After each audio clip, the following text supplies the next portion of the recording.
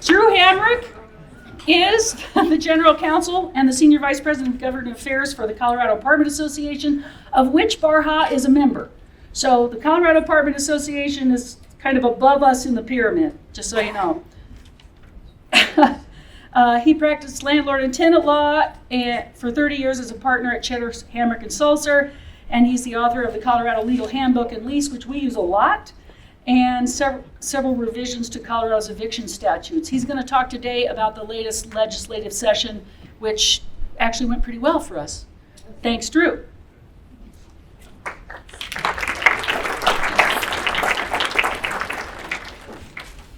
Well, thank you all. Yes, we had a good year, and by that I mean not much bad happened to us, which I guess there's good news and bad news. The bad news is that makes for a more boring presentation, but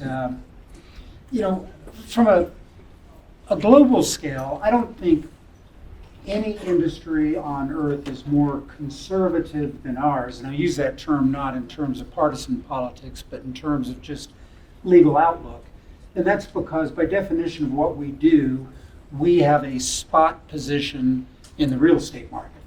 And real estate cannot be moved. It's not an industry that you can say, I am fed up with the way governance is going in Colorado, I'm going to take my stuff to Texas and do business there. And our investment outlook is a very long time horizon. You're planning on a 30-year project when you either bring something out of the ground or make an acquisition. So change of any sort, good change, bad change, any change is bad for us because it jacks up our plans. So quite literally, we depend on nothing happening. That's our overall goal in legislation down there. And in order to have that happen, the less efficiently our state government functions, to a large extent, plays into what we're trying to do. Now, I'm going to talk a little politics with you today, and just like when you go to a cocktail party or a dinner party and somebody starts talking about politics, it's offensive. Nobody likes to hear it, but that's been what I've been asked to talk to you about. So I want to give you this disclaimer that I understand we're not all of one mindset in this room. I'm always shocked when we poll the membership as to how, frankly, diverse our political positions are. If you accept that the state runs about close to 60% Democrats and 40% Republicans if you assign out your unaffiliated voters to what they truly are, the association is about opposite of that, about 60% Republican and about 40% Democrat, which is still, I get there's a lot of Democrats sitting in this room. So don't let anything that comes out of my mouth as I talk about this process today piss you off. I'm a Democrat myself, but only so that I can vote against them twice in each election cycle. So at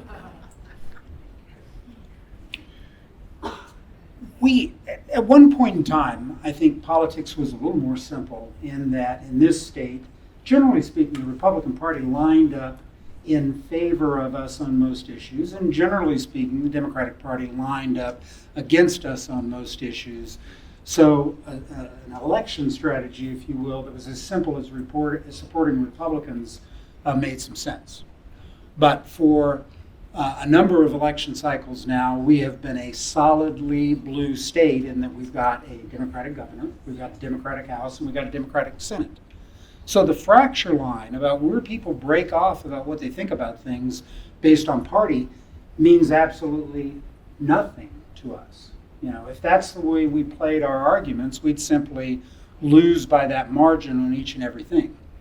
Rather, the fracture line that we play against, or play with, is that fracture line that appears between what I at least term as moderate, old school, pro-labor Democrats versus kind of the new wave, they tend to call themselves progressives, progressive wing of the Democratic Party. If we're looking for arguments that resonate with moderate Democrats, and we're trying to steer legislation into that little chasm. Now there's a little aside, because in addition to the more extreme progressive movement within the Democratic Party. There's the exact same thing happening in the Republican Party. There's the, I would call them populist, but people that are very charged by social issues that are trying to cannibalize the more moderate members of the party on the Republican side. And believe it or not, those populist Republicans aren't our friends either, because what they share in common with the more left side of the Democratic Party is this agitation to change things, this need to make changes in the process, and we don't want any changes. So I don't think the populist Republican movement is quite as damaging to our industry as is the progressive Democrat movement, but they're both bad.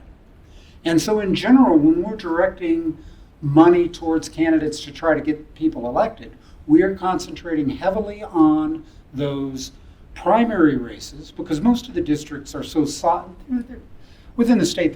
You can count on two hands the number of districts that are truly competitive. Most of them are going to go blue or they're going to go red. And so what we have to concentrate on is getting the right blue and the right red in there. And I point that out to all of you sitting here because I'm sure most of you vote party line. Most people do.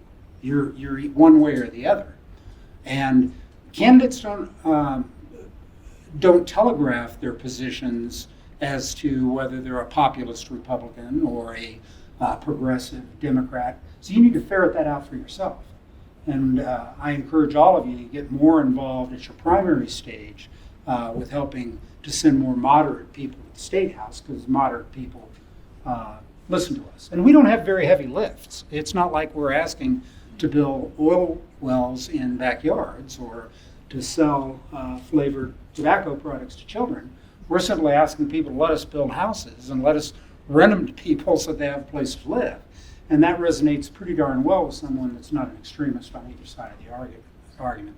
So in keeping with that policy, what has changed in my tenure down there is life has become quite a bit more complicated because we cannot win arguments just based on killing bad legislation. You would think you could go down there and say, okay, this 28-page bill has got some bad stuff in there, and you should vote against anything that's not a perfectly good law. If anything's wrong with it, you should vote against it. Problem is, people follow their party loyalties on that issue. They will not kill a bill just because there's a little bad stuff in there. But what they will do is they'll engage in the much lighter lift of amending that bill to cut out the stuff that's causing us so much grief. So that puts us in a position that we have to be constant, diligent lawyers, editing out the stuff that's most harmful in legislation. And so a lot of stuff gets passed that is not necessarily helpful for us, but we try to remove the teeth from most of that. And we'll talk about a few of those today. So, as I say, this session, sorry, I got a frog, went very well for us. And part of that is groundwork we've been laying for years, but an awful lot of it was the fact that legislature, God, I am so sorry. Once you get that going, you can't stop. The legislature was consumed with some very controversial social issues. And you're probably aware of the huge abortion fight we had here and the huge fentanyl fight we had here. But another big part of it was the fact that the federal government dropped $400 million in grant money on Colorado for the purposes of encouraging housing. And what was done with that money was sent to a task force in order to make recommendations on what to do. So one of the things we did is get appointed to that task force because, and this will come up in some of the bills I'll talk to you about, you're seeing much more governance by task force today than you did certainly 5 years ago and even 2 years ago. And it's a very, very dangerous trend. $400 million is a lot of money. That's almost $500 million. The fact that we've spent so much money on things like this is largely the reason that most of you can't afford to put gasoline in your car or buy eggs. And so it all comes around. But as our government has been kind of converted to an exceptionally large pig trough, the best we can do is get you guys a very good seat at the trough. And I think we've done that because there is a massive amount of money that is going to be spill towards housing development over the next few years. So my view on how to analyze whether one of these programs is good or not is a very simple equation of how much money are you spending divided by how many housing units you've created. Because quite literally what the problem that we're facing is we don't have enough housing units. The tipping point for when there's balance is about an 8% vacancy rate. If you're running at about an 8% vacancy rate, prices don't go up, they don't go down. Anything lower than that, you can predict with clockwork what the percentage rent increase will be bid up by the customers chasing housing. Now, we as a state got into one heck of a mess when a whole bunch of things combined. 2008 recession, which was caused by making bad loans to people that couldn't afford to repay them because the government required that our lenders do that. So all building in Colorado just stopped on a dime and stayed stopped for about 3 years. At almost that exact same time, we started to see a rapid increase in Colorado population. Obviously, more people demand more housing units, but demand for housing units is more complicated than that because it also factors in on how good the economy is. In good times, people demand more housing. In good times, you decide you don't have to live in your parents' basement anymore. In good times, you decide you don't have to have a roommate, you can use that second bedroom as an office. In good times, you decide that that spouse that you really, really, really dislike, you can do without and have 2 housing units. So lots of things go on that increase demand as the economy starts to expand, which it did. And then one piece that doesn't get talked about very much is of our population growth, it was age skewed to that 20 to 35-year-old, which is much more likely to rent.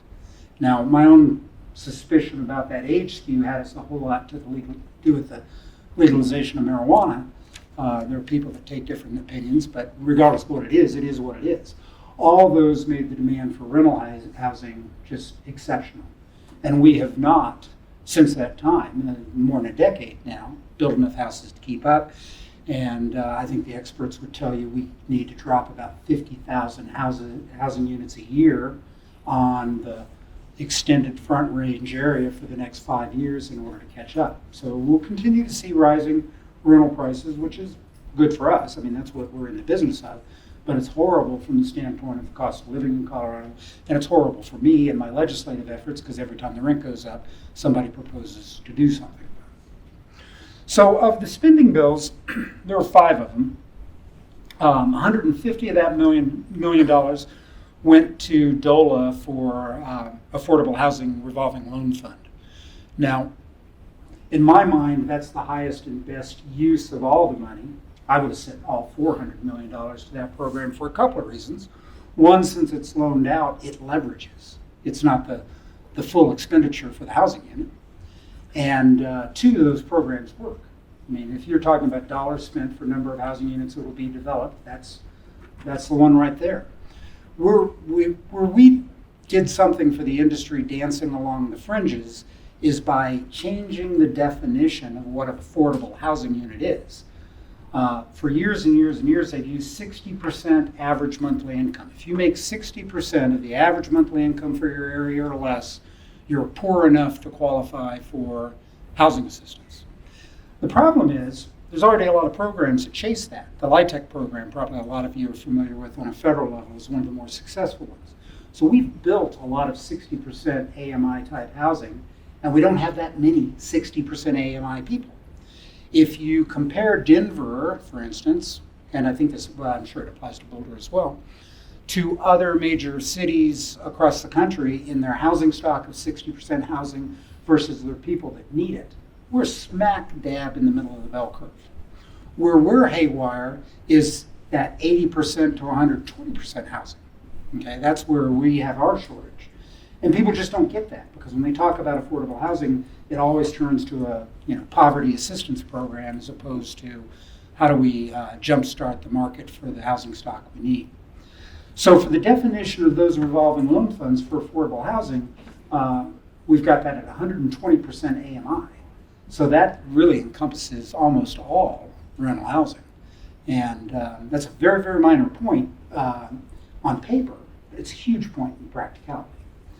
I think the second most beneficial program is $138 million. It's being directed to local governments to fund their own programs in this regard. And there we've bumped the definition of affordable housing to 80% AMI rather than 60% AMI. So not quite such a move, but still a significant one. Now, how effective that money is going to largely depend on what local governments choose to do with it. And they've got some discretion. They could come up with some pretty bad programs that lead to very few housing units, but we're hopeful. Another $25 million went to the CHAFA, Colorado Housing and Finance Authority, which is very good. They're not a state agency. They sound like one, but they're not. A private entity that directs grant programs to developers to create affordable housing. And their missing middle program chasing exactly what I'm talking about, those people that make more than 80% average monthly income. Also $25 million for tax credit, state tax credit for people that build affordable housing, and that's also going to be very, very successful. Now we get into the two money wasters in the process, and did what we could on this, but I think you'll see the problem. I think everybody in this room is smarter than the task force can see the problems with this. The first one is $40 million for an innovative fund to create modular and prefabricated housing units. Now, clearly something good could come out of that. Somebody could get a big old fat smoking grant and invent a factory manufactured multifamily housing unit that we could take a crane and stick 6 of them on top of each other and increase the quality and decrease the cost for housing units. I suspect that's not going to happen. Could. I suspect what we're going to see is more trailer homes. And trailer homes house, we believe, about 1% of the state's population. The mobile home industry will claim 2%, but it is literally the bump on a gnat when it comes to dealing with housing problems. So I see that as $40 million. It's close to being in a rat hole. And then akin to that is probably the most wasteful program, $35 million to allow mobile home park residents to buy their mobile home parks from their mobile home park owners. And so, of course, what's wrong with that is not a single housing unit's going to be produced by that, right? Person A used to own it, now person B may own it, but there's no more houses to go around. That's simply a plain old ordinary give money to the poor type program, which, there's reasons to do that. There's advocates for that. It just doesn't do anything about housing prices. So literally those 5 bills consumed a lot of the oxygen that is normally turned upon our industry this year. So that was very, very helpful to us. And I guess my view of it all, having participated in, is if they want to waste some money, that's no skin off the nose of our industry. So problem solved. The biggest one that we engaged in, and what I consider our biggest legislative victory, was on House Bill 22-1287, which is entitled Protections for Mobile Home Park Residents. Now, I doubt that we have any mobile home park owners in the room. Occasionally you get it, but remember what that setup is. They are leasing a piece of ground to somebody that owns a mobile home to place their own mobile home upon. If the landlord owns both the ground and the mobile home, that's a totally different transaction. That's just like us. They happen to be living in a mobile home. But in that situation, there's a whole separate set of statutes that apply to how they do business. And that industry has got some real problems to it. The biggest problem, I think any of you that took a business course in undergraduate can see that buying a expensive, depreciating piece of property to place it on a piece of ground that somebody else has owned is not a very smart financial transaction to start off with. So they got that running against them. But then as the mobile homes deteriorate, they get less and less and less mobile.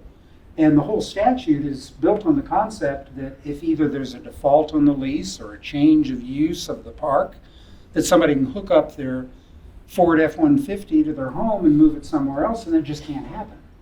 So what happens when somebody defaults under one of those leases, they usually end up losing all the equity in their mobile home, and the state laws that allow the mobile homeowner to then sweep in and establish title to the mobile homes are not very tight. So people are not getting paid for the mobile home. So there's a problem out there that needs to be solved. The solution, however, is not the one they've come up with, which including a whole bunch of draconian rules about how park owners have to behave, was one that said each and every year they cannot raise their rent more than the greater of 3% or the increase in the consumer price index. Now, given what's going on in the consumer price index, it's going up a lot faster than anybody could possibly raise rents. So it's not the amount of the cap that's problematic, it's just the concept of the cap. And it's not our dog that's in that fight, but nevertheless, we recognize the precedent that's established when you get law like that, because next year you'd have one that says we can't raise our rents beyond a certain threshold. And rent control is perhaps the biggest issue to our industry. So even though it wasn't directly our problem, this became our problem. And we've been lobbying and fighting on this one for years. Now, the way this thing got manipulated, and I won't talk about all the bills in this detail, so I see some of you glazing over already, I promise you that. But this one's kind of interesting because what ultimately happened is the governor's office did not want this one to come to his desk and have to veto it, because that would cause him a lot of heat with his own political party, a lot of bad press. He's obviously thinking about larger moves in the future than just being the governor of the state of Colorado. So he put pressure on the bill's sponsor to amend that bill to remove the rent control provision. Now, we think we probably had the votes in the Senate to kill this thing if that stayed there anyway, but the governor entered in a big way on this. And his whole hope was not to get a lot of publicity for it. Problem is the sponsor got up there on the House floor and said, I'm offering an amendment to take rent control out of this bill because the governor's telling me to, and the governor's a jerk, and we'll bring it back again next year, and next year we'll figure out a way to win on this. So the governor didn't really accomplish what he was after. But I point that out to all of you because on this key issue, he's laid down the gauntlet. It's hard to imagine he'd have a different opinion on rent control for our industry. And you might want to be more supportive towards Governor Polis than you otherwise would be if you were a red-leaning housing provider. The next one was House Bill 22, I'm sorry, my eyes are getting old, 1314, which was restrictions on towing companies. Now again, you might think that didn't have a whole lot to do with us, but it does because we own a lot of parking lots and hire a lot of towing out there. So we needed to make darn sure that this bill ended up with something that would allow us to get cars off our lots when we need to. Now, again, the bill contained all kinds of problematic provisions for running a towing company and making that much more complicated.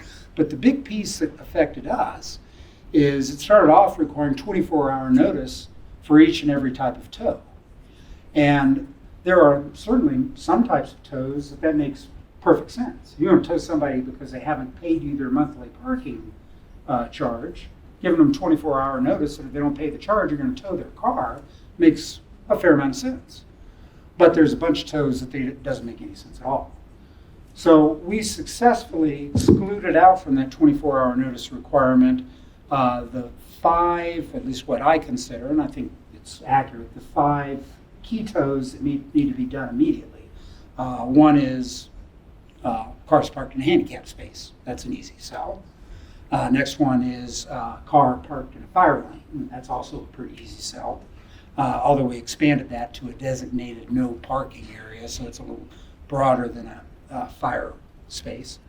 A car that blocks in or out another vehicle. That's the third one. That's obviously something that needs to be dealt with immediately. A car parked in the space that's marked for the exclusive use of another resident, so that nurse coming home at 3 o'clock in the morning to find some drunk in her parking space and having to walk 6 blocks to get to her home is a solvable problem. And then the big one, the huge fight, is cars not displaying a valid parking permit. Because as a percentage of all tows, that's where all the money is, of course, and that's the important one. And in certain circumstances, if you've got a unit next to Coors Field or next to the Boulder Entertainment District by Pearl Street, and you're dealing with the general public parking in your spots, 24 hours notice is a meaningless remedy. So there was the big dog in our fight. Now there was a secondary couple of issues. One, they were requiring that all your signage become bilingual, which bilingualism can make perfect sense in some scenarios, but generally it works when you have lots of space to print. And it's easy to change the words that you're printing there. It doesn't work at all on a sign, which is the reason the no street signs or any other signs are bilingual, and you can imagine the expense with that. So we got that killed out of it. But the towing companies themselves suggested that a international no towing symbol be added to all the signs. So there will be a signage change. So for all of you out there that are going to be towing in accordance with your posted signage, draw yourself a little note that says, by September of this year, I need to update my signage. Now, if you use a good towing vendor like Wyatt's, I see over there, they probably handle your signage for you, and I imagine that will be a problem that you don't have to worry about. But if you're doing it on your own, keep track of that. And then there's a statutorily required notice with specific content for the other tows that don't fit into those 5 categories that you'll need to make use of as far as giving people notice of tows. So really, of all the stuff we're going to talk about today, those are the only operational changes that occur to me, which is good. But those are the 2 notes I'd make. 2 new fair housing protections were added to Colorado statute. Remember, in the world of fair housing, you can discriminate all you want to as long as you're not discriminating based on a protected classification. And there's a list of federal protected classifications, and there's a list of state protected classifications. And by and large, they're the same. But 2 have been added to the Colorado statute covering military status and veterans. I have never, in practicing law for 30 years, I never met anybody that discriminated against either a veteran or a person based on military status. You don't hear people turning someone down because they were in the Navy rather than the Air Force. But there's this perception out there that they needed this protection, and there really were no talking points to fight against it other than the ones I'll share with you, which are inside baseball, because you can't say it down at the State House. For all the talk we go through in our industry, just a wild guess. Form in your mind how many fair housing complaints you think are filed in a typical year in the state of Colorado. So get a number in your head. And I will tell you that number averages out to be about 112. So a state of 5.8 million people, 112 fair housing suits filed each year. There was a spike 2 years ago when a bunch of disability advocates were driving around ginning up complaints based on non-compliant handicap parking. Now, of those 112 average discrimination complaints filed each year, put a number in your head how many times are won, how many times there's a finding that discrimination actually occurred. The average over the last 5 years is 6. So we've got the Colorado Civil Rights Division that spends a little more than $6 million a year ferreting out housing discrimination. We have these 112 complaints that are filed in an average year for a finding that 6 times people did something wrong. Most of what they did wrong deals with disability-related accommodations because those are so screwy. The highlighted case from last year from the CCRD, every year they put what they think their most important case was in their annual report. Last year's annual report was a case about a Chihuahua that was excluded from a Cinco de Mayo party because the housing provider thought that the Chihuahua in close proximity to the hamburgers was a bad idea, and it was a service Chihuahua. So, so I tell you a little about that because I know us as housing providers, a lot of times we worry ourselves sick about fair housing type issues, and I just want to tell you, statistically, they're not as important as they may sound. The problem with the fair housing complaint, though, is you spend $10,000 defending one. So when you get one, each of those 112 housing complaints, somebody spent $10,000 maneuvering through the system, and that's exactly why they're brought.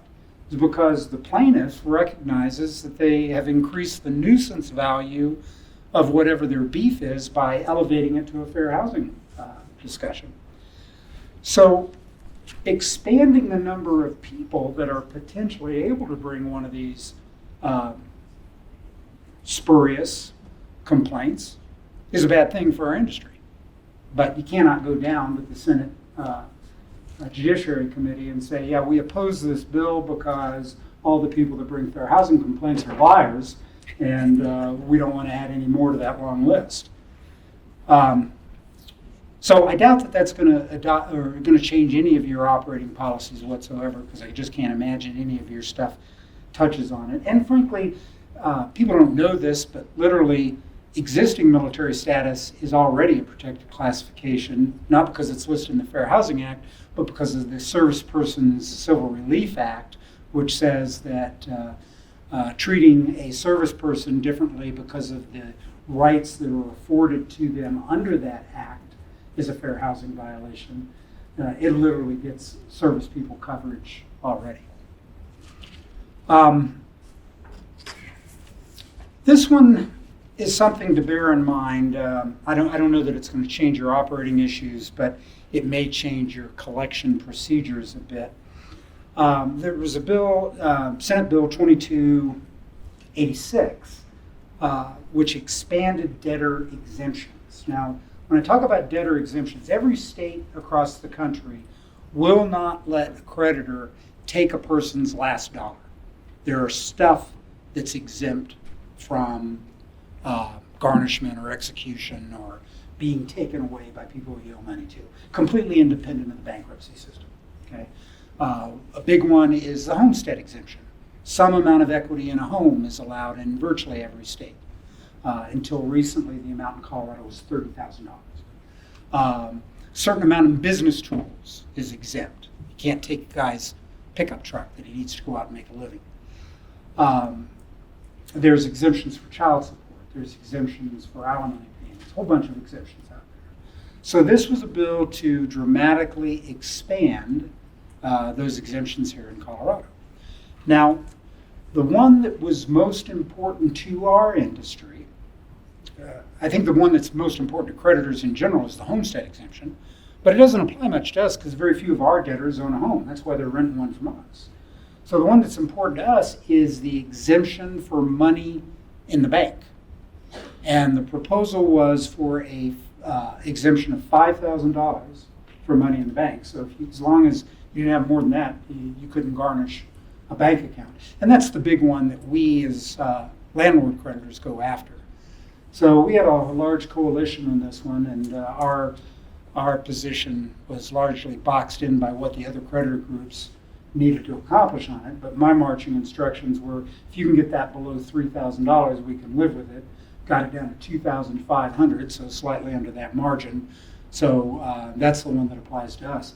There's a lot of mischief done on the homestead exemption one because there the exemption went up to $250,000 on a owner-occupied home and $400,000 if you claim disability status.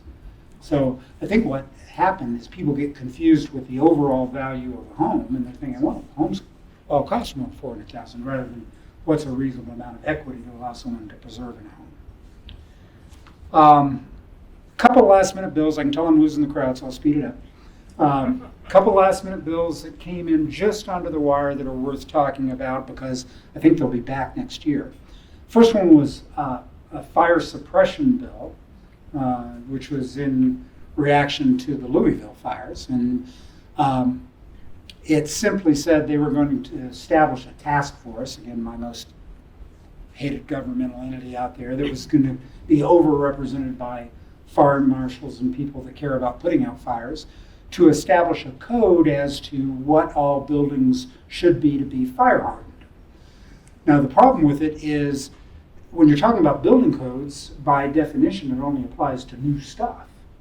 When you start talking about codes relating to something else, like this is, it starts to sweep in existing housing too. So we're very concerned that somebody might come out and say, you need to put a different type of $2 million roof on your property, or you need to do something else that's very, very expensive.